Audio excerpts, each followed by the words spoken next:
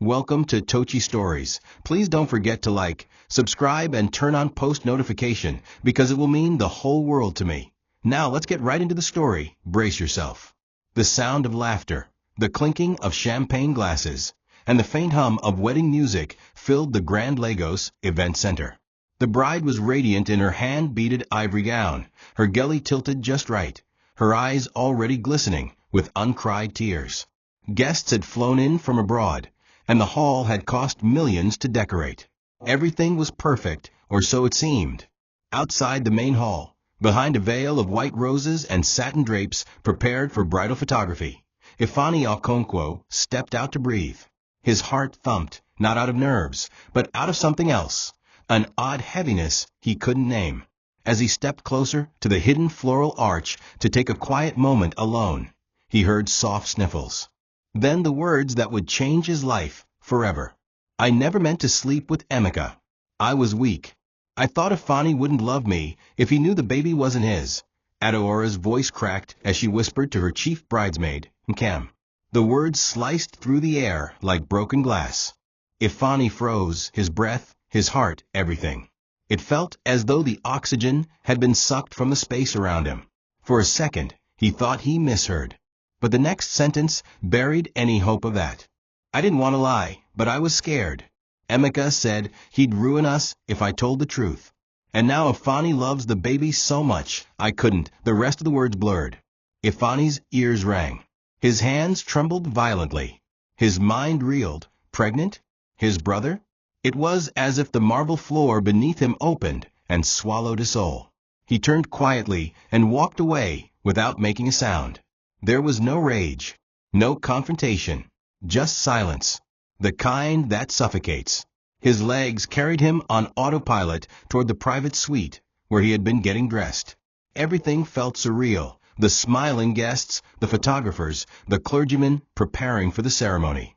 They were all floating in a lie he had believed, nurtured, and built a future around.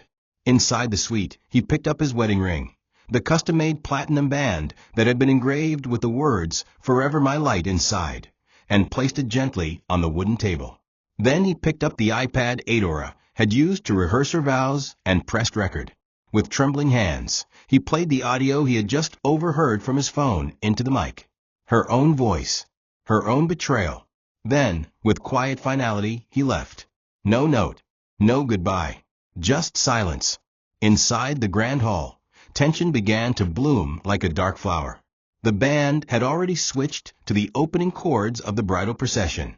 The officiating pastor checked his gold wristwatch. Ushers whispered. Guests looked toward the white aisle draped in petals and soft fog. Still no groom. Adora, standing behind the doors with her father and bridesmaids, smiled nervously, adjusting her bouquet for the umpteenth time. But her eyes kept darting toward the hallway. Where was he? He had been dressed since morning. He had kissed her forehead softly in the makeup room just an hour ago. Was he just trying to surprise her with a grand entrance? The minutes ticked by. Her father's grip on her arm stiffened. "Where's this boy?" he whispered sternly. Her stomach twisted. Something wasn't right. Then Nkem returned from searching for him. Her face was pale. "He's not in the dressing room," she whispered into Adaora's ear.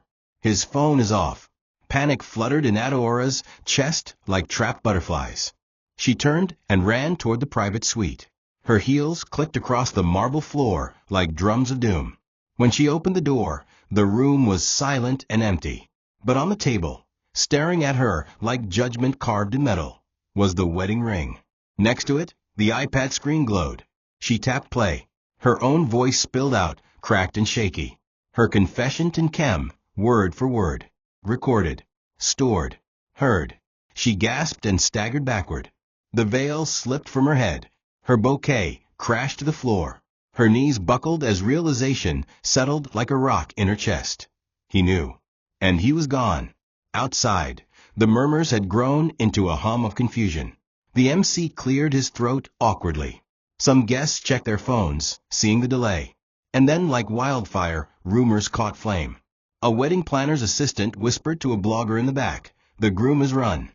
By the time Adora stumbled out of the room, pale and shaking, her makeup ruined by sobs.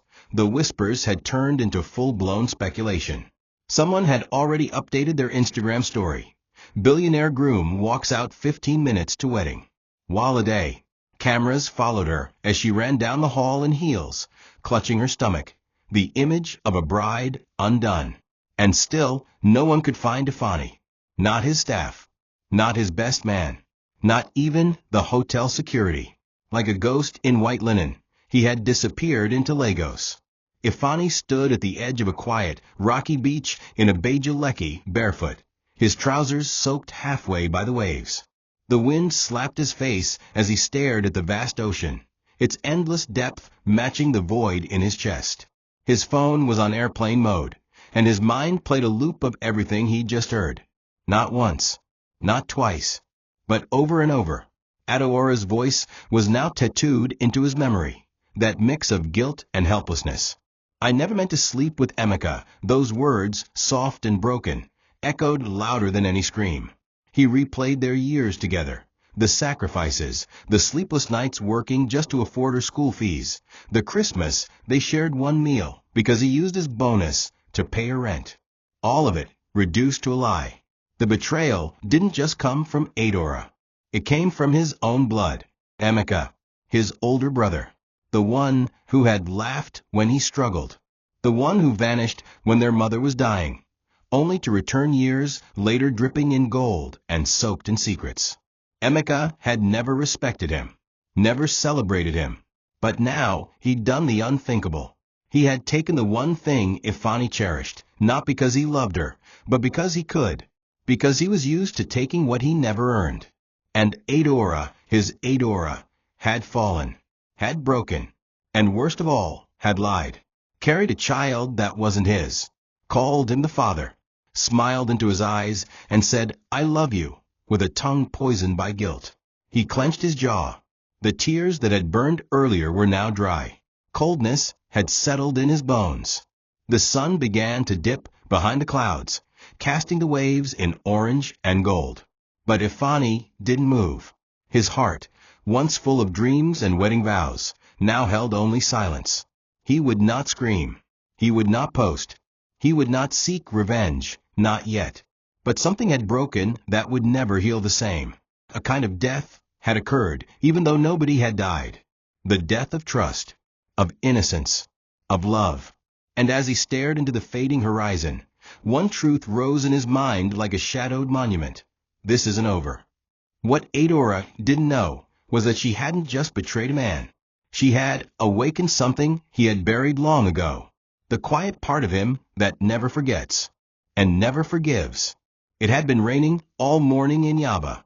The clouds hung low like wet rags in the sky, and traffic roared with frustrated horns and splashing tires. The gutters were full, and muddy water swept down the roads in angry waves. Ifani was walking briskly under a battered umbrella, his worn-out laptop tucked under his armpit, trying not to ruin his only working pair of shoes. He had just been rejected at yet another investor pitch, this time because his English was too local and his idea too Nigerian. As he passed through the crowded street near Tejuosho Market, he heard shouting, a harsh, guttural voice filled with rage. Turning, he saw a girl on her knees, pleading with a large market woman who was threatening to pour dirty mop water on her. "Give me my balance or I'll scatter your lungs, Adora," the woman barked. Adora, soaked to the bone, held a half-torn nylon bag of oranges. Her makeup was streaked, and her wrapper was slipping. Something about the raw helplessness in her eyes stopped him. He didn't know why. He couldn't explain it, not even to himself. But he walked straight into the confrontation and handed the woman a crumpled 2,000 Nigerian nairas note, all he had left in his pocket. "Here, madam. Please let her be," he said softly. The woman snatched the money, hissed, and stormed off. Adora stared at him like he was a ghost. "Why did you do that?" she asked, voice trembling, the rain sliding down her face like tears. He didn't answer. He just nodded slightly and continued walking. He didn't know her name. He didn't know her story. But something in her reminded him of his mother, that same exhausted fire in the eyes, that hunger to be more, to survive. She ran after him. "Wait. Please, thank you," she said breathlessly. He nodded again. You're welcome. Can I know your name? She asked, shivering. Ifani, he replied. And you? Adora, she said, trying to smile despite the rain. He reached into his bag, pulled out a folded polythene bag, and handed it to her to wrap her soak phone. Take care of yourself, he said, then walked into the storm.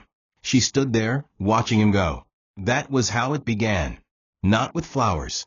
Not with a fancy dinner. Just two strangers under the rain, one trying to survive, the other trying to stay sane in a world that never gave him room to breathe. Adora would later tell him, months down the line, that she fell in love the moment he didn't try to impress her or ask for anything in return.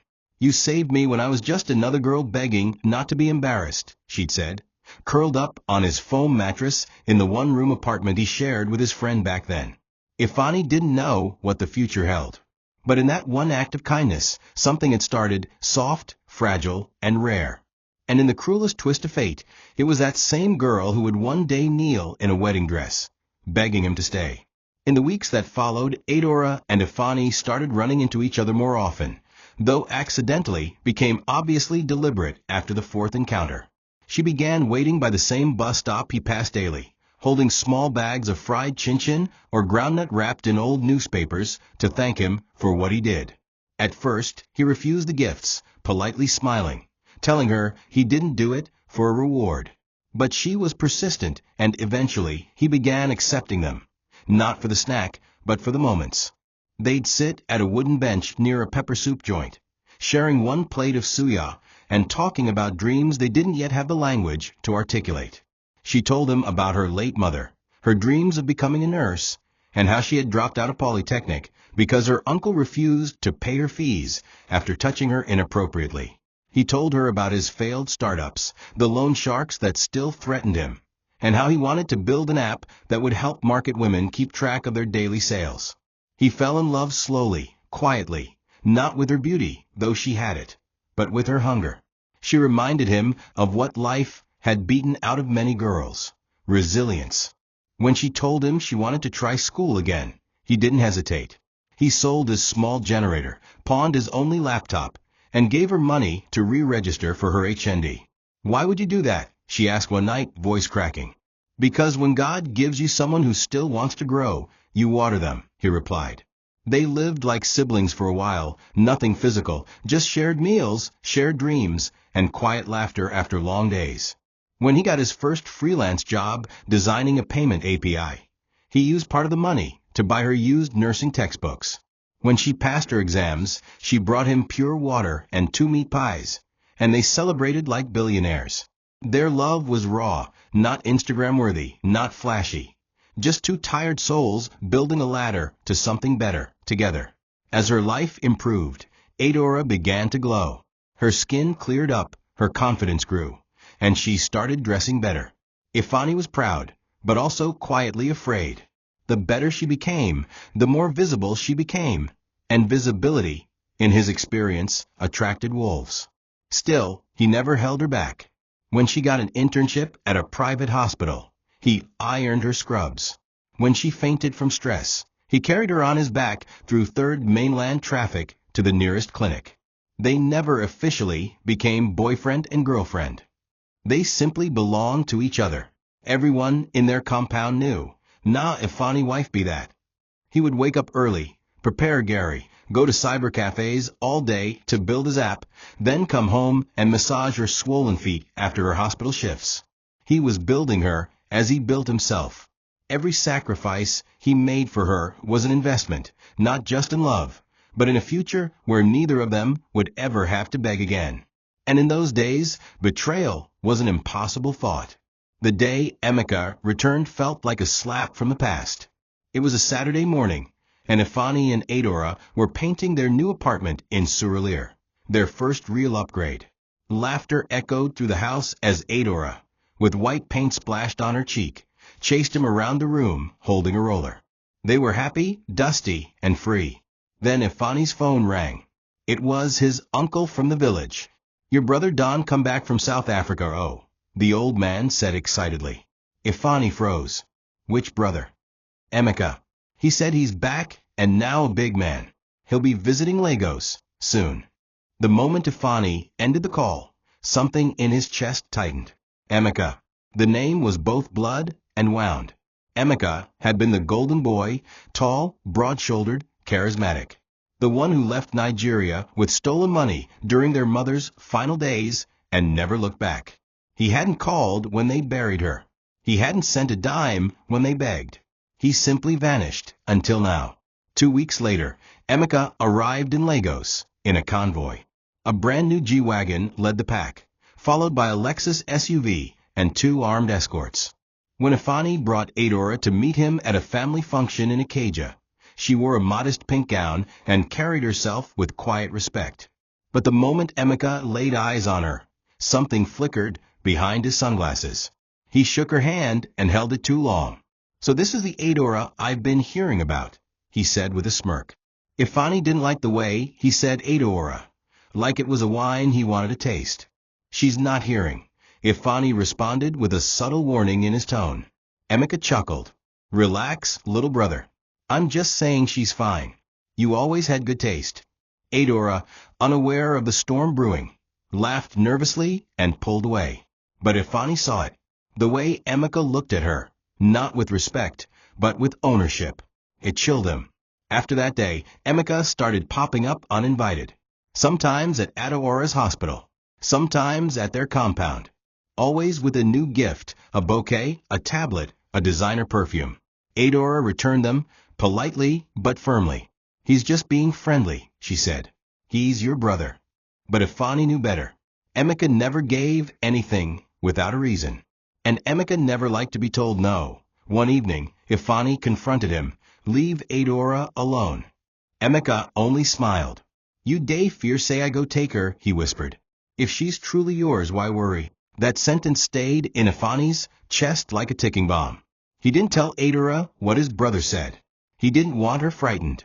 But the fear had already begun. Not that Emeka would take her, but that she might even once believe him more than she believed the man who raised her from the gutter. The first time Emeka dropped by Adeora's hospital, he came with flowers and a box of cupcakes. She was on her lunch break, sitting under the mango tree beside the nurse's quarters. The security man brought her a message that someone important was waiting outside. When she stepped out and saw Emeka leaning against his black Lexus in a crisp white senator and gold wristwatch, she hesitated. "Relax," he said, grinning. "I was just in the neighborhood. Thought I'd drop these off." She tried to refuse, telling him it wasn't necessary, but he placed them in her hands and winked. "Your boyfriend's brother, not your brother too, ABI?" He said it with such ease, like he wasn't planting a seed.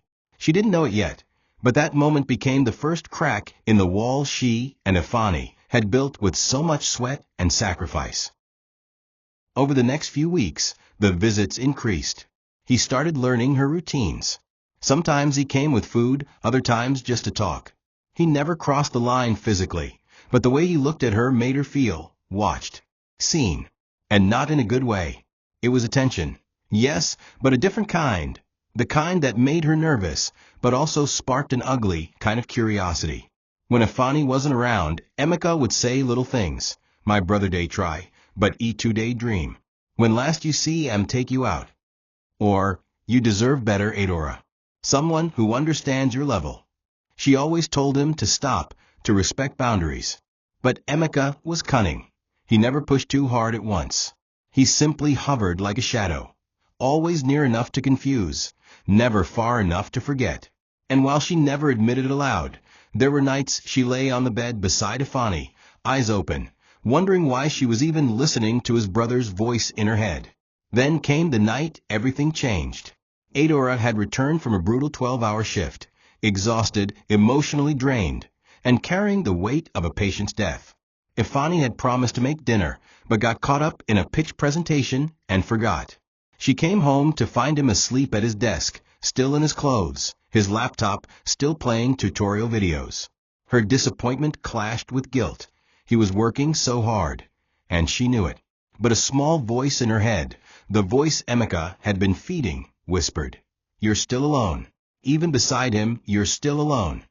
That night, when Emeka called to check on her, she didn't hang up immediately. She listened. She cried softly. And he told her to come over, just for wine, just to talk. It was a trap disguised as comfort, and a broken heart disguised as tiredness walked straight into it. It started with wine, expensive red poured into gold-rimmed glasses that sparkled under dim lighting. Emeka's apartment was luxurious, cold, pristine, a far cry from the humble but warm space she shared with Afani. Soft jazz played in the background, and Emeka sat across from her in a black robe, pretending to care. He asked her how work had been, how Afani was treating her, and when she hesitated, he smiled. You don't have to lie. I know my brother. Dreamers don't make good partners. She tried to defend Afani, stuttering, fidgeting, but her voice lacked conviction. She was tired, emotionally overwhelmed, and dangerously vulnerable. You've changed, Emeka said, moving closer. You deserve more than struggle love. You deserve pleasure, not pressure. And before she could speak again, his lips were on hers. She pulled back instantly. Emeka, no. But he held her face in both hands and whispered, just this once. Let go. What happened that night didn't feel like passion. It felt like a transaction her heart had no part in. When it was over, she sat on the edge of his bed in silence, her body cold despite the warm room. Emeka smoked a cigar beside her, casually scrolling through his phone like nothing significant had occurred. She felt disgusted, not just with him, but with herself. She had betrayed the one person who had built her, clothed her, sacrificed for her. The guilt suffocated her. What did I just do? She whispered to no one. Emeka didn't look at her. You did what you needed. Now act normal. Don't make it a thing. His tone was sharp, final. When she stood to leave, he grabbed her wrist. Don't tell him. You hear me? I'll ruin everything if you do. The threat didn't sound angry. It sounded factual, as if he'd already mapped out the destruction. She walked home in a daze, her clothes rumpled, her mind spinning. When she got home, Ifani was still at his desk, asleep, a blanket half fallen from his shoulders. There was a scribbled note beside him. I bought you pepper soup. It's still warm. I'm sorry, I forgot dinner. Let me make it up to you tomorrow. She stood there staring at it until her vision blurred. The kindness hurt more than the betrayal. She tiptoed into the bathroom, stripped off the shame, and sat under the cold shower, sobbing silently as water washed over her. But water couldn't cleanse the truth. She told herself it was a mistake, that she would never let it happen again, that she would bury it deep. But buried sins rot, and hers had only just begun to decay. That night, as she lay beside Ifani, pretending to sleep, she realized that the man who had saved her would never look at her the same, if he ever found out. The pregnancy test sat on the edge of the sink like a loaded gun. 2 lines, bold, merciless. Adora stared at it, heart thumping, hands cold. It had been 3 weeks since the mistake, and she had been praying for her body to reset, for silence in her womb. But now, the truth had arrived, in pink. She dropped to her knees on the bathroom tiles, whispering, no, no, over and over again like a chant that could reverse time. Panic took over. What would she do? What would she say? How could she explain this to Ifani? A man who hadn't even touched her in weeks because she'd asked for space. Space she used to betray him. She rocked back and forth, tears mixing with mucus, praying for a solution that wouldn't come. She considered abortion. She researched pills. She even visited a pharmacy 2 streets away, hooded and shaking. But when the woman behind the counter placed a small pack in her hand and said, "Are you sure?" something in her cracked. She ran, not because she didn't want to erase the mistake, but because she didn't want more blood on her hands. Emeka, when informed, simply laughed. I told you not to stress. Pin it on him. He's a fool for love. He'll believe you. Adora had slapped him, hard. But Emeka only smirked, rubbed his jaw, and leaned close. Unless you want me to announce it first. That was the moment she knew she was trapped. Emeka wasn't just a mistake anymore. He was a weapon pressed against her throat. And she had no armor. That night, she sat across from Ifani during dinner, shaking, unable to eat. Are you okay? He asked softly. She burst into tears and lied. I'm pregnant, she whispered. The words hung in the air like a bomb. Ifani froze. Then slowly, his lips broke into the purest, most sincere smile she had ever seen. "You're pregnant?" he asked again, eyes lighting up. She nodded, forcing a smile. "Yes, it's yours." He stood up, walked around the table, and pulled her into his arms. "God, I don't deserve this joy. Thank you." He kissed her forehead, his eyes wet with unshed tears. "I'll give you the world," he said. She cried against his chest, not out of happiness, but because her lie had just become a living, breathing curse. And the way he smiled at her, it would haunt her forever. Because there's no smile more heartbreaking than the one you know you don't deserve. The days after the pregnancy revelation should have been filled with joy, but for Adora they were suffocating. Ifani glowed, his eyes constantly drifting to her stomach as if he could already see their child.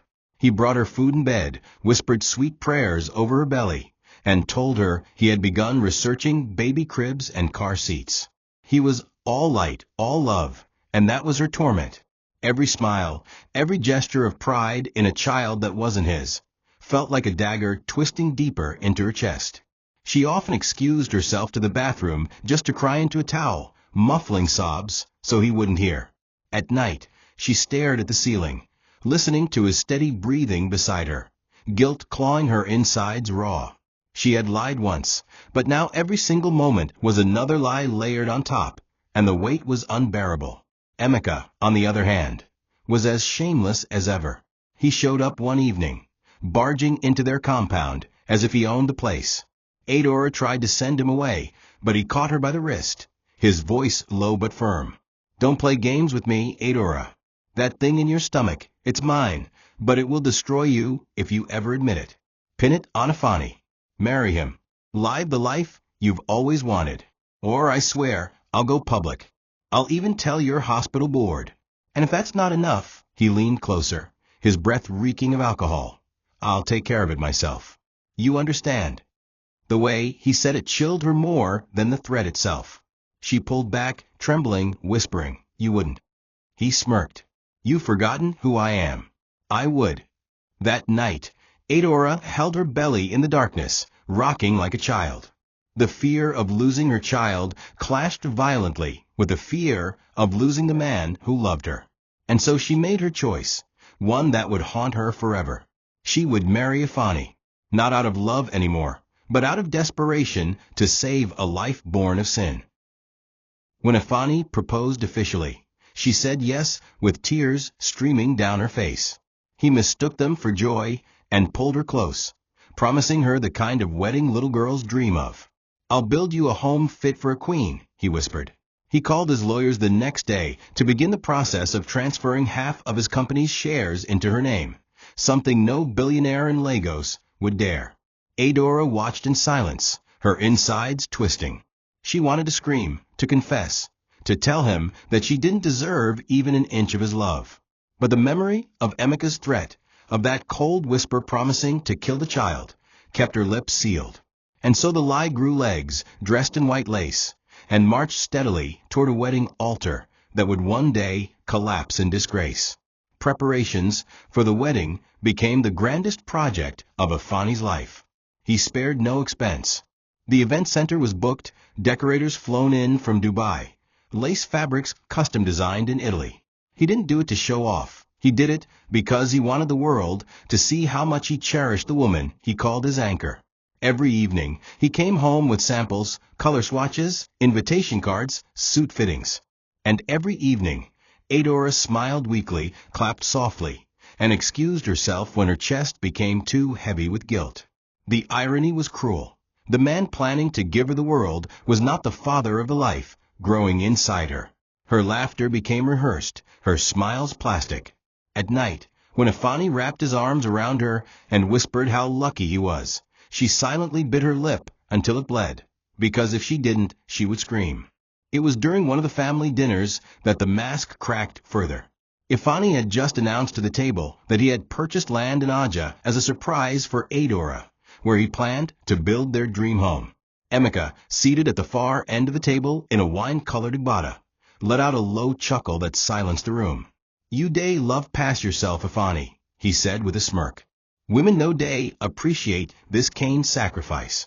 Sometimes, now the one-way day struggle with you go still stab you. His words were layered with meaning, his eyes darting briefly toward Adora, whose hand froze around her cutlery. Ifani only smiled, missing the dagger hidden in his brother's tongue. I don't care, Emeka. Love is about giving. She deserves everything, he replied calmly. The table clapped, praising his maturity. But Adora's heart pounded in her chest like a war drum. Emeka's smirk told her exactly what he meant. He hadn't just taken her once. He was still inside her life, controlling it like a puppeteer. That night, she cried herself to sleep, her body curled against Ifani's. He noticed her tears and thought it was stress from wedding planning. Don't worry, my love, he said softly. After this, we'll live peacefully. Just us and our baby. No one can come between us. She buried her face in his chest, knowing the truth. Someone already had. And that someone was his own brother. Every word of affection, every tender kiss, every plan for the future felt like a cruel reminder that the foundation of their love was cracking beneath their feet. She was building a palace on sand, and one day, when the tide came in, it would all collapse. The bridal shower was a colorful, noisy affair. Adora was surrounded by women singing, laughing, throwing petals, and spraying perfume in the air. But her smile never reached her eyes. Nkem, her chief bridesmaid and closest friend, noticed it. Later that night, when the guests had left and only the two of them remained, Nkem pulled Adora aside. What's wrong? You've been off for weeks, she pressed. Adora tried to brush it off, but the weight was too heavy. Her body shook as she finally confessed everything. The night with Emeka, the pregnancy, the fear, the lie. By the time she finished, she was sobbing into Nkem's lap. I never wanted this, Nkem. I love Ifani.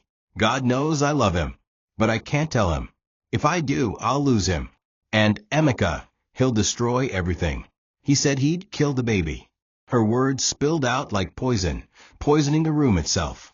Nkem held her, silent tears slipping down her cheeks, heartbroken for her friend, but horrified by the truth. You have to tell him, Nkem whispered finally. He deserves to know, before the wedding. Ada, this isn't just a mistake, it's a trap. Ifani's giving you everything, and you're giving him lies. How will you live with that? But Adora shook her head violently. No, I'd rather die than see his eyes when I tell him. I can't. I won't. The room was heavy with despair. Nkem didn't argue further, but in her heart, she knew secrets like this never stay buried. They rot. They fester. They rise when you least expect it. And rise it did. Because what Adora didn't know was that they weren't alone. Just beyond the slightly open balcony door, where the cool night air drifted in, a shadow stood frozen. A man whose world had just shattered. Ifani.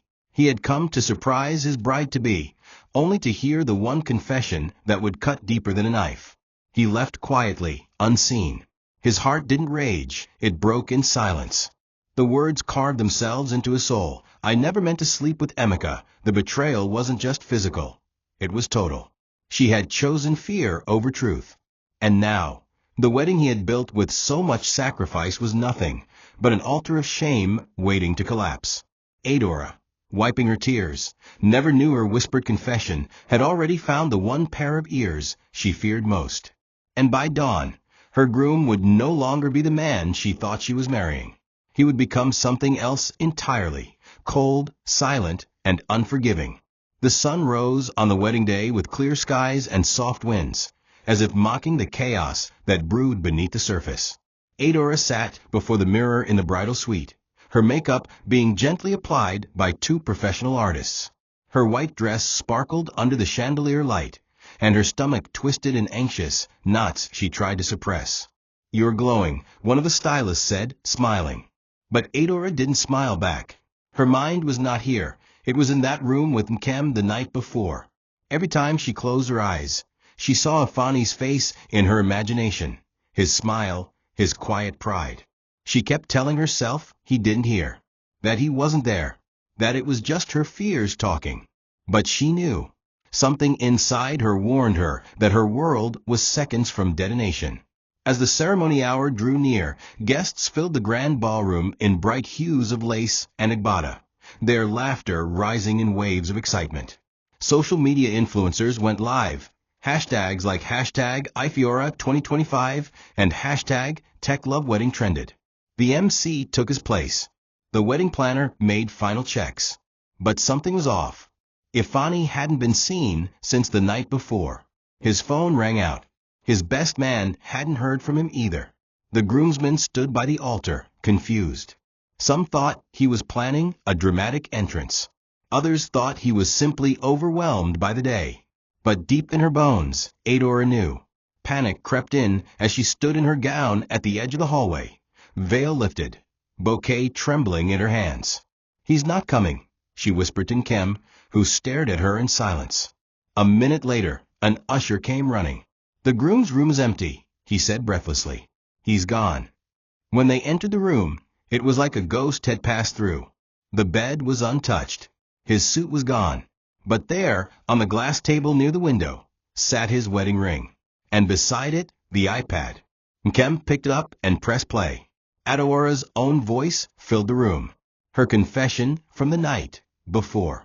The exact words she had whispered while crying. "I never meant to sleep with Emeka. I thought Ifani wouldn't love me if he knew." Adora staggered back, hands over her mouth. "He heard," she gasped, falling to the floor. Her perfectly styled veil crumpled beneath her knees. Nkem dropped to her side, sobbing. The music in the hall continued to play, but the bride was now a collapsed ruin of white and regret. In the crowd, Emeka stood at the back, arms crossed, a sly smile dancing on his lips. He had always known this wedding wouldn't happen. He had made sure of it. What he didn't expect was how silent Ifani's revenge would be, or how deep the wound truly was. Far from the flashing lights and whispers of scandal, Ifani sat alone on the balcony of a high-rise beach apartment in Abejaleki. The sea crashed against the rocks below, and the sunset painted the sky in melancholic gold. He wore no shoes, only trousers and a black t-shirt. His phone remained off. His laptop was closed. The world no longer mattered. For hours he sat there, unmoving, unspeaking, letting the silence devour him. Inside, a glass of untouched palm wine sat beside a framed photo of him and Adora, taken 2 years ago. In it, she was smiling, arms wrapped around his neck, her eyes full of the kind of love poets write about. He stared at it without blinking. He wasn't angry. Not anymore. He was empty. A part of him had died, and what remained was someone he didn't recognize. He kept replaying her words in his mind. "I never meant to sleep with Emeka," again and again. He tried to rationalize it, tried to believe it was a mistake, a moment of weakness. But the words that followed crushed every illusion. "I told him the baby is Ifani's, the child, the one he had kissed through her stomach, the one he had built a nursery for. A child that wasn't his."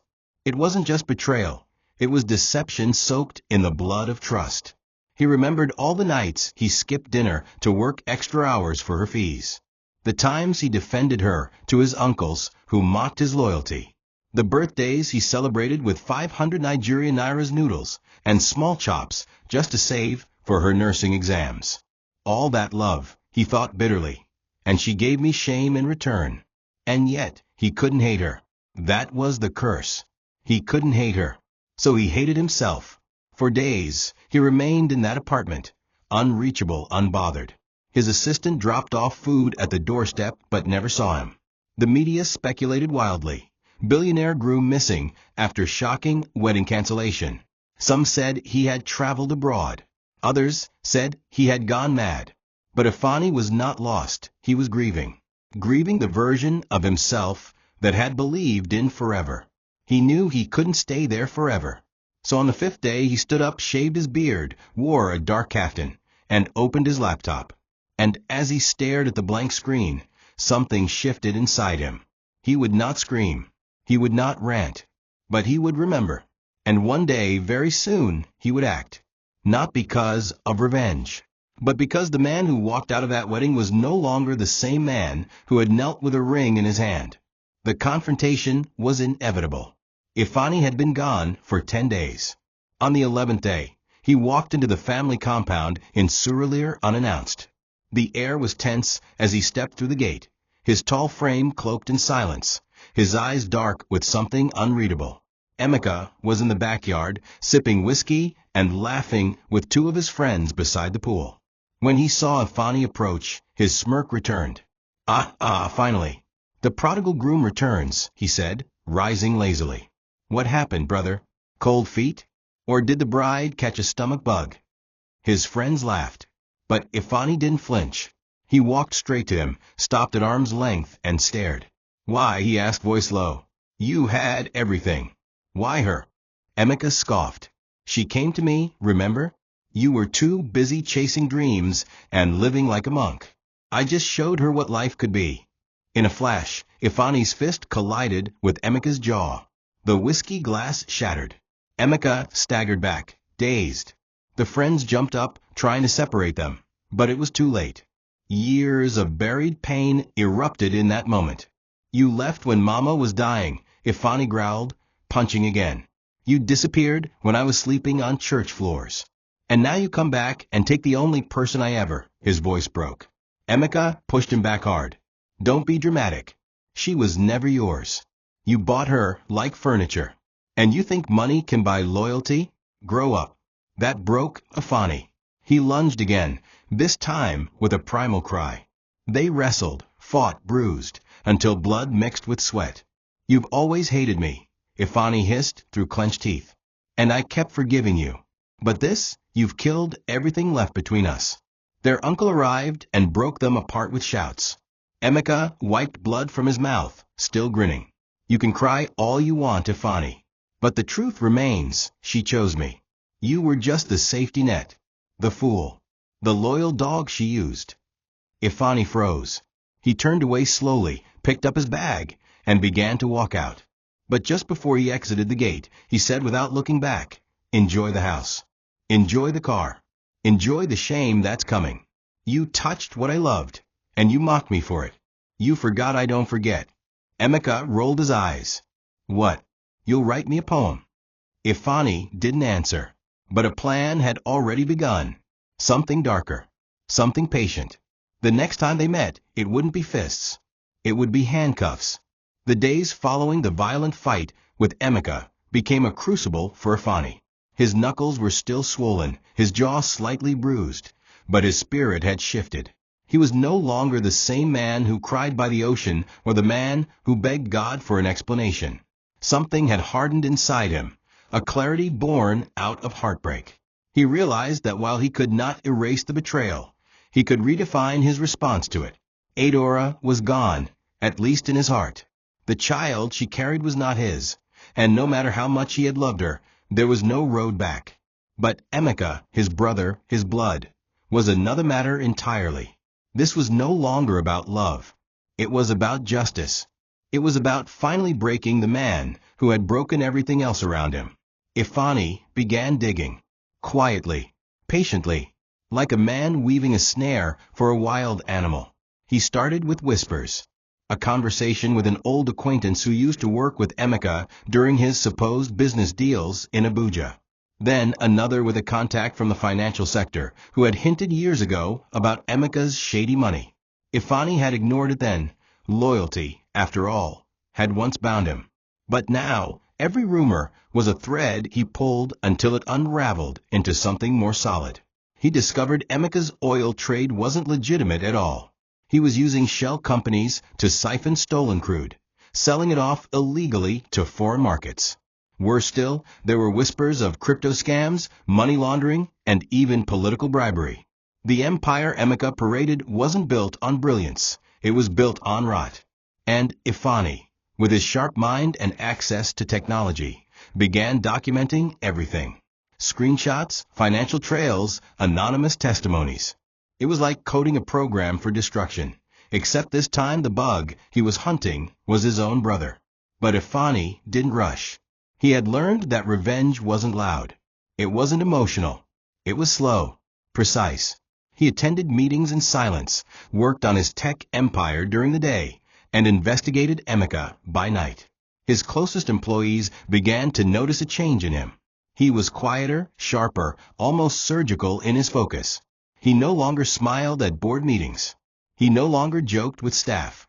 He was becoming the kind of man pain forges, deliberate, patient, dangerous. At night, alone in his office, he would whisper to himself, "You mocked me, brother. You told me I was a fool. But the fool has teeth."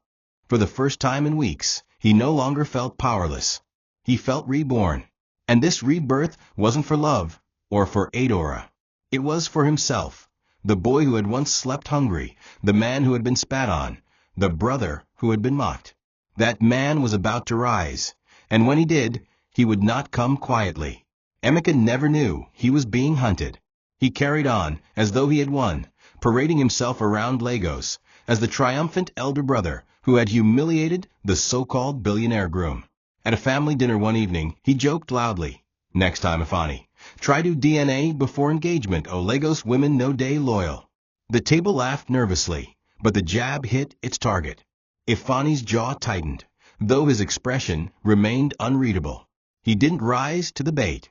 He simply sipped his drink, set the glass down, and excused himself with calm dignity.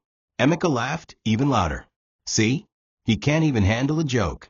What Emeka didn't know was that the mockery wasn't weakening his brother. It was fueling him.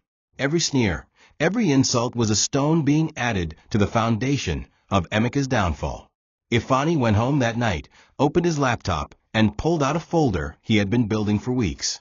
The name of the folder was simple, E.O. Crimes. Inside were documents, recordings, bank statements, and videos. He had enough to cripple Emeka's empire 10 times over.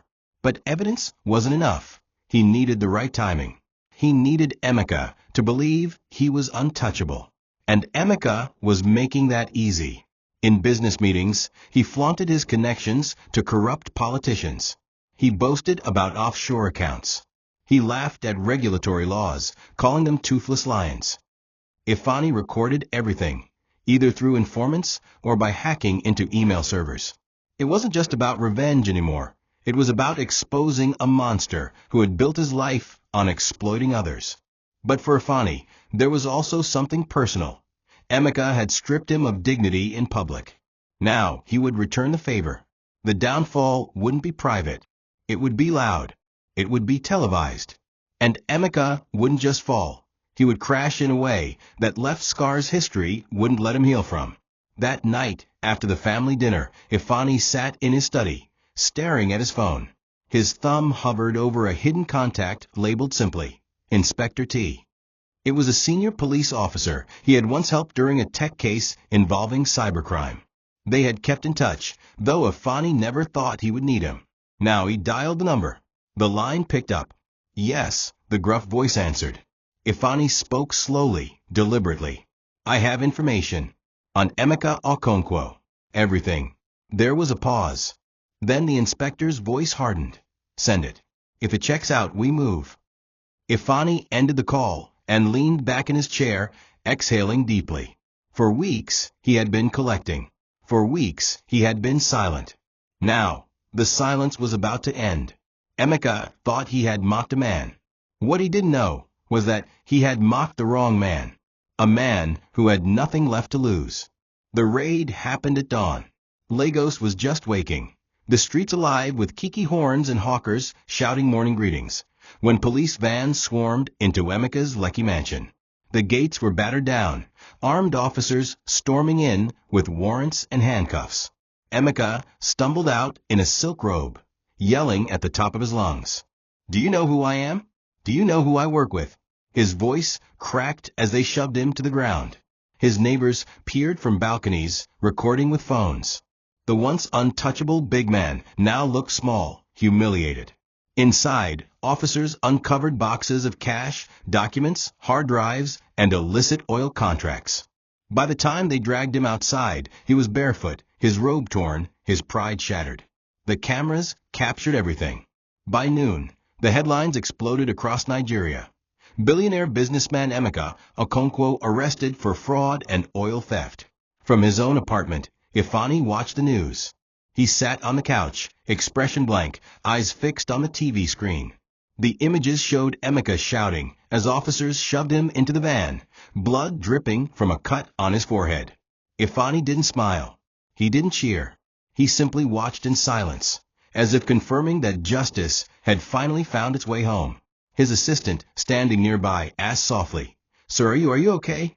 Ifani turned slowly, his eyes cold. "This isn't joy," he said. "This is balance." And then he returned his gaze to the screen. For years, Emeka had mocked him, called him weak, belittled his sacrifices. Today, the tables had turned. And yet, beneath the surface, Ifani felt no triumph. Just emptiness. Revenge had brought justice, but it had not healed the wound. Nothing could bring back the trust that was broken. Nothing could erase the sound of Adaora's confession. But at least now, the man who caused it all was where he belonged, in chains. Meanwhile, Adora saw the news from her small apartment. Her body shook as she sat on the edge of her bed, clutching her swollen belly. Tears streamed down her face, not just for Emeka's fall, but for her own. She had lost everything. The man she loved. The life she could have had. And now the father of her unborn child was being paraded across national TV as a criminal. Shame was her only companion. She wrote a letter that night, her tears staining the paper. "I didn't just lose your love, Ifani. I lost myself the day I betrayed you. You were my savior, and I repaid you with ruin. I wish I could turn back time." But she didn't send it. She folded it, tucked it into her Bible, and cried herself to sleep. For Ifani, revenge had ended the story. But for Adora, regret was a sentence she would carry for life. The small apartment Adora now called home was a far cry from the dream house Ifani had promised her. The white walls were cracked, the curtains faded, and the ceiling fan made a dull, whirring noise as it rotated above her. Her pregnancy had advanced, her belly round and heavy, her feet swollen, but her spirit was even more bloated, not with life, but with grief. She had once been the woman every girl in her compound envied, adorned in lace, engaged to a billionaire, carried like glass.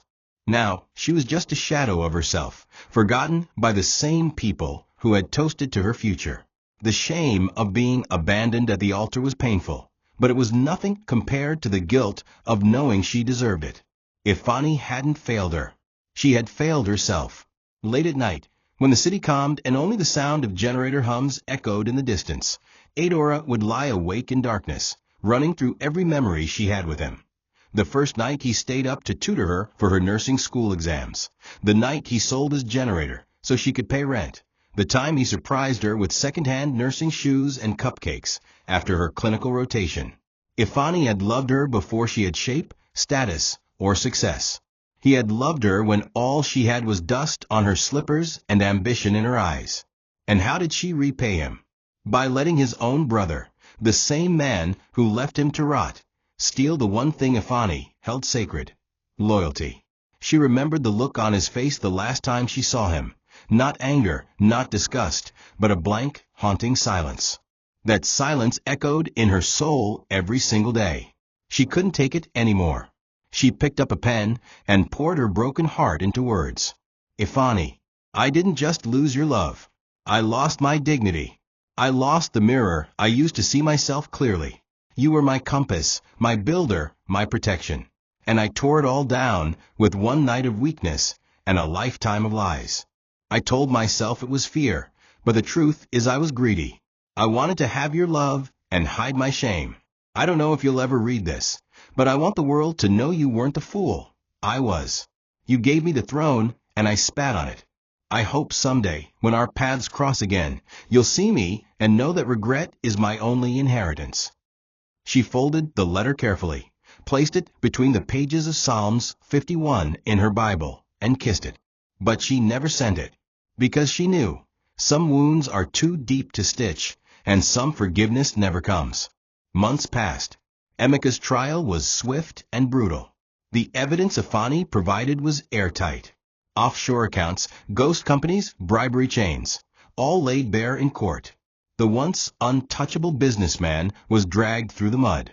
His friends abandoned him, his properties were seized, and his face was splashed across newspapers with headlines like "Greed Dethrones a King," and a Conquo empire built on lies. At sentencing, Emeka stood pale and hollow, wearing prison garb instead of his designer Igbata. He looked into the courtroom gallery, but saw no one waiting for him.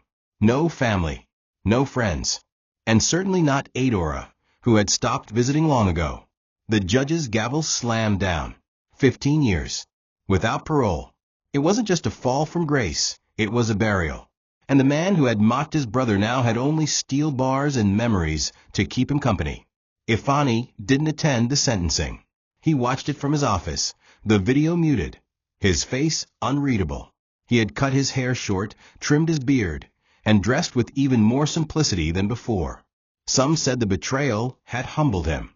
Others whispered it had hardened him. But those closest to him knew the truth. It had changed him. He no longer chased appearances. He no longer trusted words. He only believed in actions. And his actions became louder.